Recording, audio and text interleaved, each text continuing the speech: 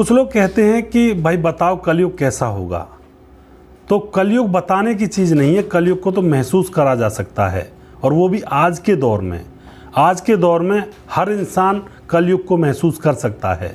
आज की जो घटना है वो भी इसी तरह की है। यहाँ पर एक पति पत्नी एक युवक को घर पर बुलाते और बनाते थे उसके साथ संबंध, और फिर यहाँ पर एक इंसान की हो जाती है मौत। आखिर क्या हुआ था, इस पूरी घटना को जानने के लिए वीडियो को अंत तक जरूर देखिएगा। नमस्कार, मैं हूं सुदेश कुमार और तिरछी बात चैनल में आपका स्वागत है। यह घटना महाराष्ट्र के जालना जिले के संजीवनी नगर की है। संजीवनी नगर में एक नाला पड़ता है और लोग वहां से सुबह सुबह गुजर रहे थे, तो नाले के पास एक डेड बॉडी पड़ी हुई थी एक लड़के की। वहाँ पर लाश पड़ी हुई थी, लाश पर एक भी कपड़ा नहीं था, नग्न हालत में थी। तो दोस्तों यहाँ पर शरीर पर जख्म भी थे कुछ, यानी कि ऐसा लगता था किसी ने इसको पीटा है, तब जाकर इसकी मौत हुई है। पुलिस को बुलाया जाता है, पुलिस लाश को उठाकर पोस्टमार्टम के लिए भेज देती है, और फिर पोस्टमार्टम से पता चलता है कि इसको डंडों से मार मार कर इसकी हत्या की गई है। उसके बाद दोस्तों पुलिस अब पता लगाने में जुट जाती है कि कहीं किसी का कोई लड़का गुम हुआ हो, तो पुलिस थाने में जितनी भी रिपोर्ट दर्ज की गई थी वहाँ पर खंगालती है। तो दोस्तों मंटा थाने में माँ बाप अपने बेटे की गुमशुदगी की रिपोर्ट दर्ज करवाने के लिए आते हैं। उनके बेटे का नाम होता है प्रदीप।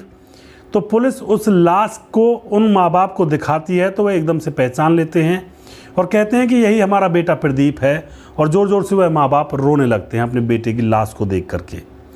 अब यहाँ पर क्या होता है दोस्तों, अब जो पुलिस होती है वह जाँच पड़ताल में जुट जाती है और प्रदीप का फ़ोन नंबर उसके माँ बाप से लेती है और कॉल डिटेल्स चेक करने लगती है। तो प्रदीप के पास लास्ट बार कॉल की गई थी अजय नाम के एक शख्स के द्वारा। तो यहाँ पर दोस्तों अजय ने उसके पास लास्ट बार कॉल की थी। पुलिस अजय को पकड़ लेती है। उससे सख्ती से जब पूछा जाता है तो वह कहता है कि हाँ, मैंने ही उसको मारा है। पुलिस कहती है क्यों मारा है, तो वह बताता है कि मेरी पत्नी के साथ यह अवैध संबंधों में था, गलत संबंध बनाया करता था। दोस्तों यहाँ पर इंसान जब गलती करता है तो लोग अपनों को नहीं मारते हैं, दूसरों को मार डालते हैं, क्योंकि गलती तो यहाँ पर उसकी पत्नी की भी थी, लेकिन मौत दूसरे की होनी है। यानी कि जुर्म में, क्राइम में भी लोग भेदभाव कर जाते हैं। अब यहाँ पर जो अजय होता है वह कहता है कि मैंने ही उसको मारा है। तो यहाँ पर दोस्तों अजय जो कि मंटा का रहने वाला है, उसके साथ उसकी पत्नी रहती है और शादी होती है उसकी। जब शादी होती है तो पत्नी घर पर आती है, और जब पत्नी घर पर आती है तो अपनी पत्नी के सामने एक भेद खोलता है। वह अपनी पत्नी से कहता है कि वह नामर्द है। दोस्तों यहाँ पर उसकी पत्नी रिएक्ट तो करती है, लेकिन उसके बाद उसे माफ़ कर देती है। पहले यह कहती है कि तुमने फिर मेरे साथ शादी क्यों की है जब तुम नामर्द है तो, लेकिन फिर उसके बाद वह कोई दिक्कत नहीं है कह करके वह अपना समय गुजारने लगती है। अब यहाँ पर क्या होता है दोस्तों, जो अजय होता है उसको गे ज़्यादा पसंद थे, तो एक गे ऐप पर प्रदीप से उसकी मुलाकात हो जाती है, उससे दोस्ती हो जाती है। प्रदीप को भी लड़कों के साथ रहना बहुत अच्छा लगता था, और अब वह प्रदीप को अपने घर बुलाने लगता है और अपने कमरे में उसको रखता है। दोनों एक साथ संबंध बनाते हैं। इसी तरह से मामला चल रहा था। तो एक दिन क्या होता है, रात को वह प्रदीप को बुलाता है और उसके साथ संबंध बनाकर आराम से सोया हुआ था। तो रात के 2:30 बज जाते हैं। 2:30 बजे उसकी जब आंखें खुलती हैं तो देखता है प्रदीप उसकी बगल में नहीं है। तो वह इसको इधर उधर देखता है और अपनी पत्नी के कमरे में जाकर देखता है, तो वही प्रदीप उसकी पत्नी के साथ नग्न हालातों में संबंध बना रहा था। यह देख करके वह जल भुन जाता है और उसको लगता है कि यह तो बहुत बुरा हुआ। वह अपने दोस्तों के पास चुपके से फ़ोन करता है, 2 दोस्तों को अपने घर पर बुलाता है और कहता है कि यह लड़का हमारे घर में घुस आया और मेरी पत्नी के साथ संबंध बना रहा है।